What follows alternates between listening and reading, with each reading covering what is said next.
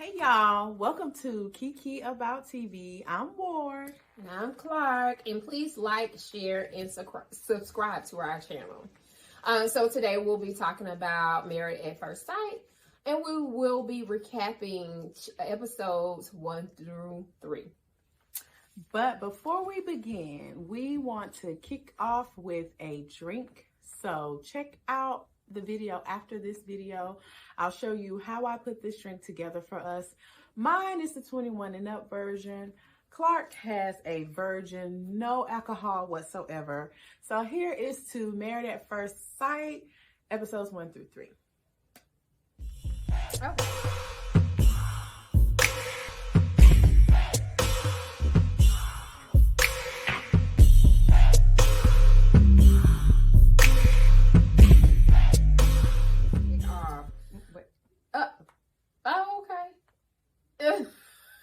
Get our Kiki ready. Okay, so let's start off.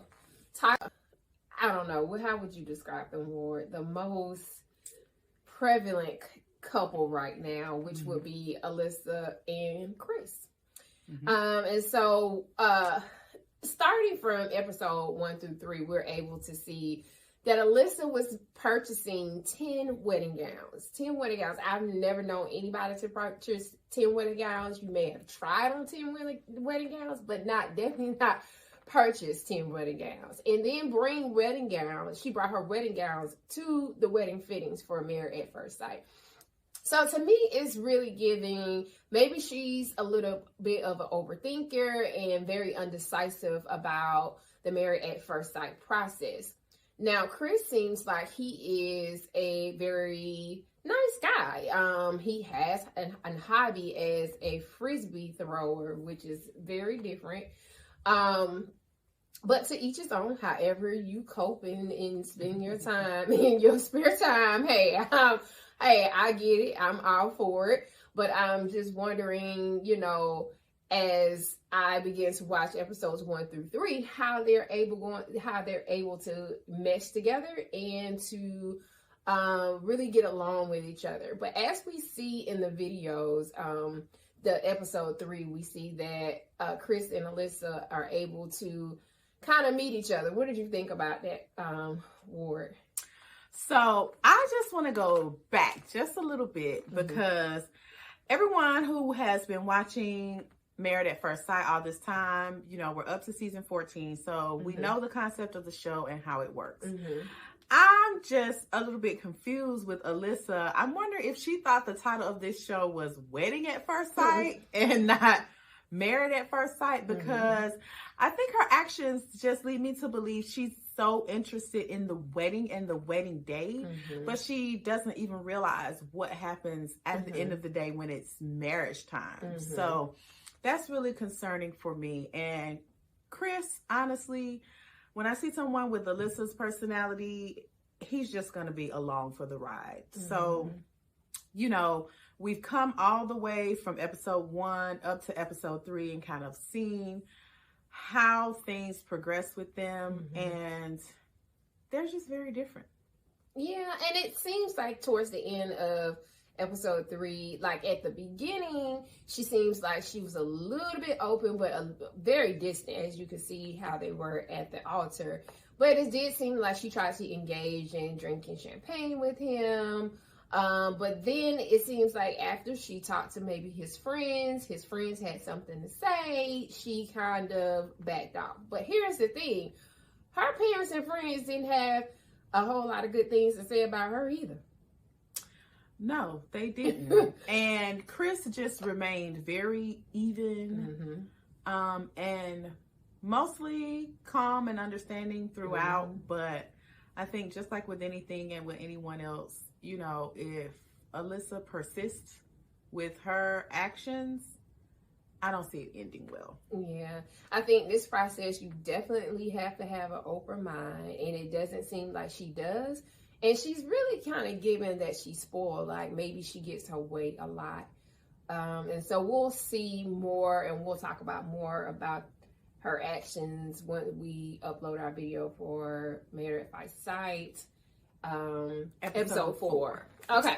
All right, so now let's move on to our next couple, which is Olajuwon and Katina, not Katrina. At least get the girl name right. I don't know when that. Olajuwon Isaac. Thank you. So Olajuwon, if you're watching this, just delete the R, okay? Your wife's name. Say it slowly. Say it with us. Katina. All right.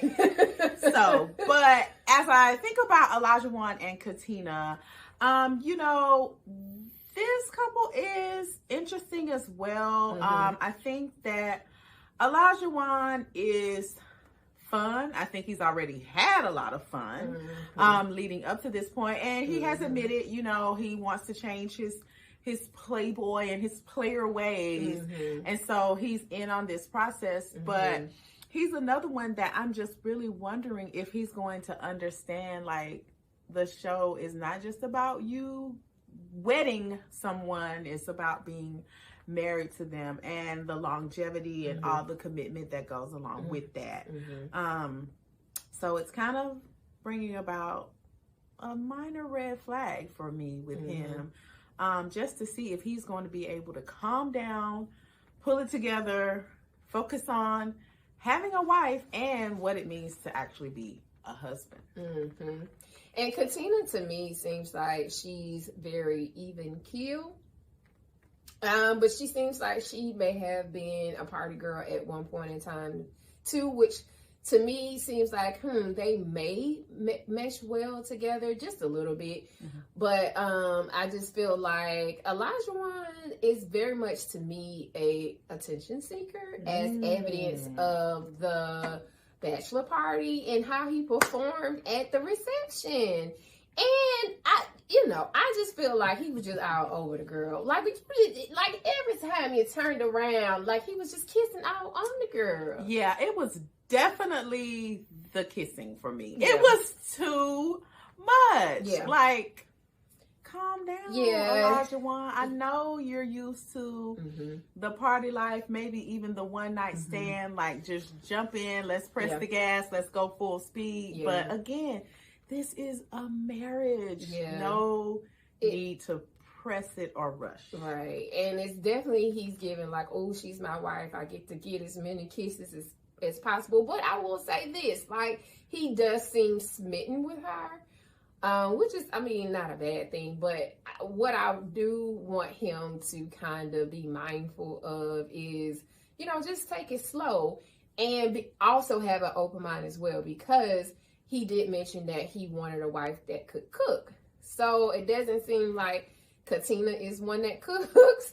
And so we saw evidence of that when she asked him if he could cook. And he was like, oh, God, you scaring me. So he's going to have to keep an open mind as well with this whole situation.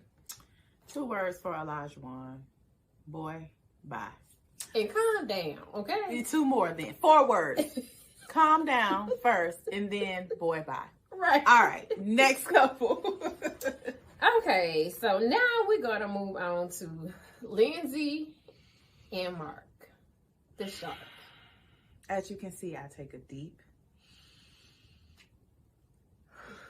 breath. And we got to take 5 with Lindsay, child. You got to breathe in and breathe out with Lindsay. Yeah. Because she is a whole lot. Yeah. Yeah. All right, so Ward, tell me, what was your first thoughts of Lindsay? And so it honestly contributes to the Kiki portion of our channel, which Kiki is just a way to describe how I sound or how we sound when we laugh. It's like Kiki, because Lindsay girl, yeah, I could only just laugh at what she was doing sometimes. Like, really, are you serious, Lindsay? She came out of the gate just like a live wire, you know, and when they interviewed her and when they talked to her, you could kind of already start to get a glimpse into that kind of out there, so to speak, personality. But definitely fast forwarding a little bit, when it came down to wedding time, Lindsay had had a lot going on. And the lot consisted of a lot of drinks. Yeah. Yes, it does seem to me that Lindsay lacks self-control, self-discipline, like impulse controls. Like, she just shoots straight from the hip. Oh, and she's proud of it. If we go back to episode 1 and 2, I questioned whether or not she was ready for this process. It really seems like maybe she needed to take some more time. She was just engaged like a year prior to being on the show. So I don't know if she was fully healed, fully processed her emotions.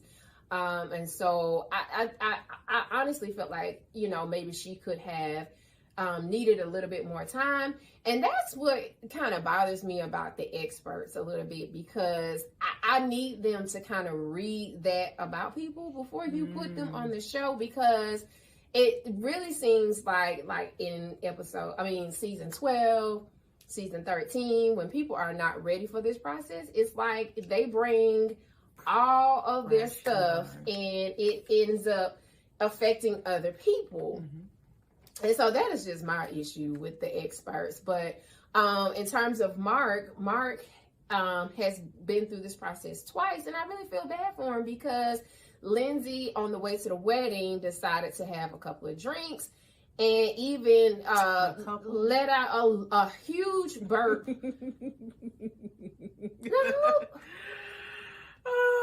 No decorum. I mean, just let out a huge burp. And what scares me even worse is that her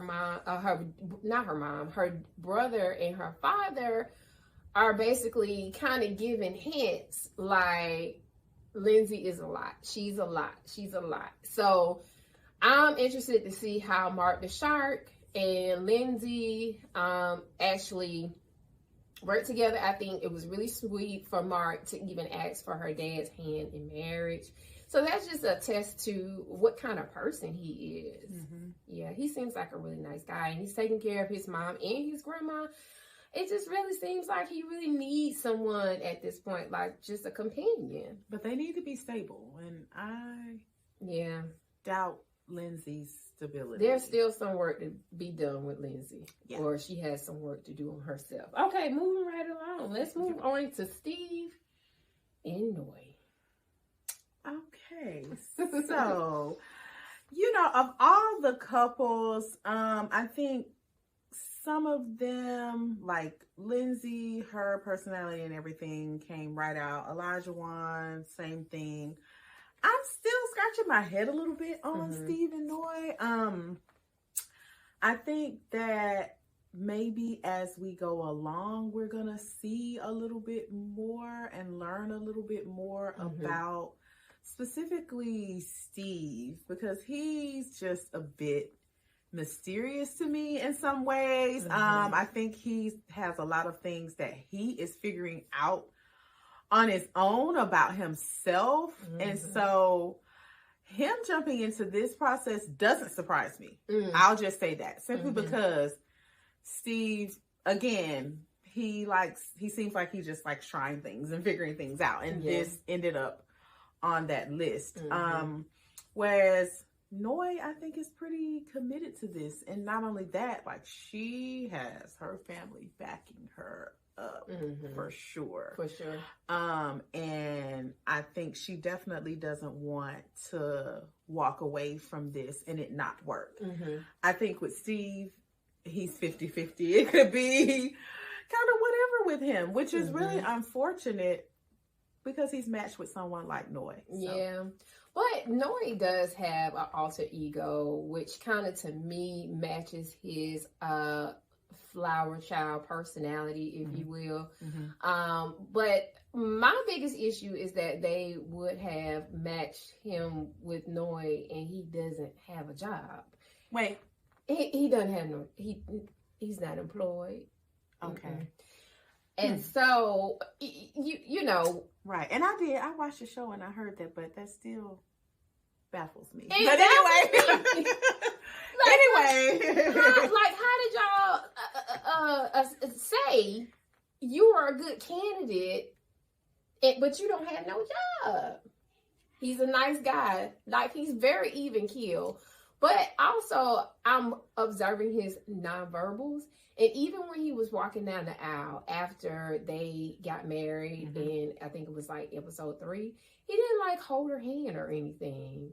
I think when they went back to like their room or whatever, he kind of cuddled her just a little bit, but I don't know. I don't know if he is emotionally available, but he does strike me as, let me see how this works out. This is another like check off on my list. I'm an adventurous person, and he's 38 years old, so we'll see how that goes. Yeah, let's just hope all who wander are not lost in Steve's case. Right, but Noy seems, honey, she was like, well, maybe it doesn't seem like he's not going to be employed long. Noy, baby, he doesn't. Okay, moving on.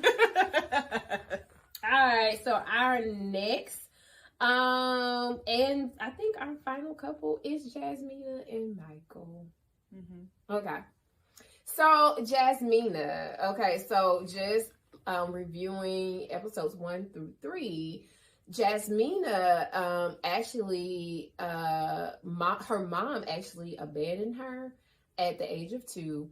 And so she ended up staying with her dad, and her stepmom has really just been that maternal figure for her. And so with Michael, his mom passed away, his dad passed away, but they were never married. And so I am wondering how they are going to manage their marriage, being that they really didn't see any successful couples, even though Jasmina stayed with her dad and her stepmom. I think they divorced, and then stepmom got married again. Michael has never really been married before. And I think in like episode 3, Jasmina's mom's kind of pointed that out, kind of like, you've never been married before? Or witnessed marriage. You've never witnessed marriage before. So I'm interested.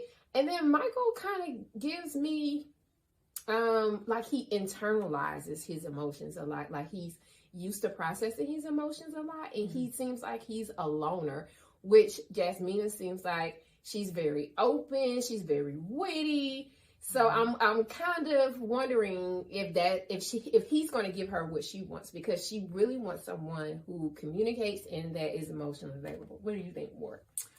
Well, I see Michael as one of those people who he has been raised around a lot of women, right?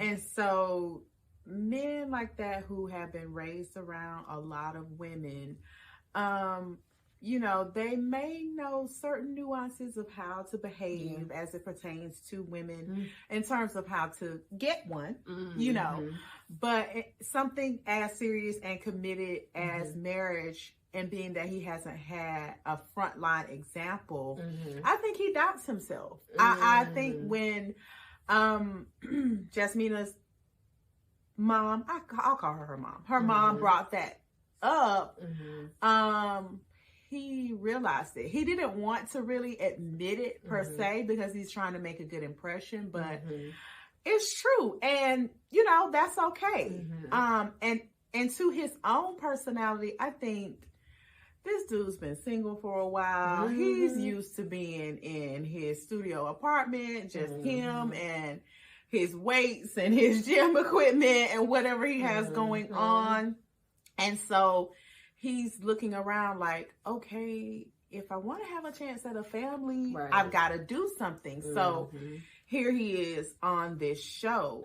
But I think he was just very comfortable being single, honestly. And so it's going to be a huge learning curve for him, because this is not a dating show. This is married at first sight. But I do think that, to your point, if he starts to open up, and because of the way Jasmina is so wide open to this, it could be good. But I don't know what's going to happen leading up to that. And then one other thing I wanted to point out before we close out is that Jasmina asked Michael, you know, when does he go to work? And he said 4. And then she said, well, when do you get off? He was like 7:30, and then he works on the weekend. So you could see on her face a little worried, like, okay, when are we going to spend time together? And I don't think he was like picking up what she was putting down, like when are we going to spend time together? And so that is going to have to be a shift, like you said, for him to kind of make way to kind of spend time with her. I mean, to compromise. So yeah, I mean, 4 a.m. to 7 p.m. is a long day for anybody. And, I know he's a trainer and, he has to have clients. So I don't know, Jasmina girl, you have to go and get the 5 o'clock training slot or something to catch up with your husband. You go on to the gym at 4 o'clock too. And then he doesn't watch TV, which she watches TV. And she says she doesn't go to bed at 3. And he's up at 4 to go to work. So I am really interested to see how like this is going to work out. And then like you said, he's used to being in his studio apartment. So even when they had just got married and they were getting ready to do their toast or have a glass of wine, and he drank his wine before her, and she had to call him out and was just like, I know you just didn't drink your wine. Clark, you brought up that wine. Now before me. Like how I felt about that wine scene. Tell the people. How did you feel? No, I want to talk to Michael. Michael, I hope you see this. The gum. Oh. The chewing gum. Michael took out his gum. Which is further evidence that you have been You have not been dating much or been around. Took that gum out, toasted and sipped that wine and put that gum back in. Michael, no, sir. And I know Jasmina was just like cringe, but this is my husband. I'm gonna stick beside him. All right, so quickly before we get ready to go, let's make our predictions. And we're going to make our predictions in the beginning, and we will revisit our predictions closer to the end of the season. All right, so let's start off with our first couple. You say how you feel, and I'll say how I feel. Our first couple is going to be Alyssa and Chris. Alyssa and Chris, no. It's a no for me. They will not make it. On decision day. Let's just hope Alyssa shows up. I don't even think they're going to make it past the next episode, if you ask me. Oh, wow. Okay. But we agree. No. All right. Okay. Let's do the next couple. Elijah Vaughn and Katina. Okay. All right. So Elijah Vaughn and Katina. It's really kind of difficult for me, but I'm going to say yes. Okay. I think if they put the work in, yeah, I think they will. I think there's a lot of growth. It's a lot of work there, but I'll say yes as well. So, yes. All right. Okay, our next couple is Mark and Lindsay. For me, I first immediately want to just say no because of Lindsay, but I start to think about Mark and I am really torn. This is one I know I'm supposed to say yes or no. So for now, just observing, just on the strength of Mark the Shark, I say yes. I'm going to say no. I'm going to say no. I think Lindsay is going to self-sabotage. And I think she's not self-aware of what's causing these relationships to fail. And so I think Mark is a guy that can get along and go along. But if you hear some of the things that he's saying, like she's a lot, it's too much. I'm wondering much longer he's going to put up with that. So I'm going to say no. Got it. Okay. Well, that is a split decision then. Okay. All right. All right. So our next couple is Noy and Steve. Okay. So Noy and Steve, like I said, they haven't quite given me a whole lot yet, but I think that if Noy doesn't wake up on her own and kind of get hip to Steve, that her family is going to push her. So I'm going to say no. Yeah, I think it's going to be a no for me. Okay. I don't know. And I don't want to be spoiling anything, but just looking at some of the previews that they're showing, I don't know. I mean, they're like it's a maybe for me, because I think if they put in the work and Steve goes ahead and get on Indeed and find him some jobs. But you've got to say yes or no, Clark. Like, it's no maybe. I say yes, but they're going to break up after decision day. Okay. All right. And then our last couple is going to be Jasmina and Michael. This is the one that gives me pause, because I just don't know. But I will say, just based on now, because again, there will be more predictions. Like, I've got to see more, and I've got to talk to you guys about it more, and you guys have got to watch, comment, like, subscribe. Like, we've got to get some interactions going. Maybe if I hear some more point of views, but I guess for right now, I think Jasmina is strong-willed enough to work, so I'll say yes. Okay, and I definitely think Jasmina wants it to work. I'm going to say yes for Michael and Jasmina. Now, the experts are 0 for 5. Okay. So we, I'll sip my drink on that note. Yeah. Okay. And before we get off, I want to shout out this particular company. It is called Mommy Mental. As you can see, my shirt, it says prayer and therapy. And I just saw them on YouTube, and she sent me like this really cute card, handwritten card. So reach out to her. It's www.mommymental.com. We'll put it in the link below. And again, so like, share, and subscribe our channel. Thank you.